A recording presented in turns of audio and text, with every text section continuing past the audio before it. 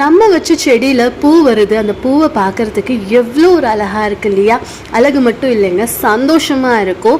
மனசு அப்படியே ஒரு மாதிரி லேஸாக இருக்கும். நீங்களும் அந்த மாதிரி ஃபீல் பண்ணியிருக்கீங்களா? நான் ரொம்பவே ஃபீல் பண்ணுவேன்.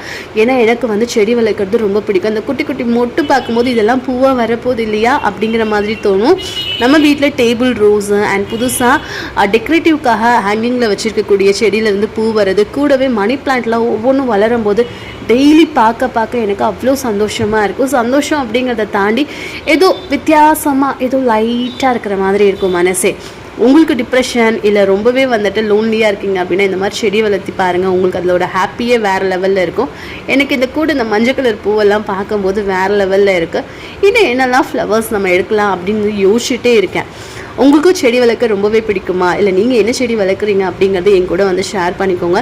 எனக்கு இப்போதைக்கு இது தாங்க சந்தோஷம். அதை உங்கள் கூட ஷேர் பண்ணாமல் எப்படி? Next video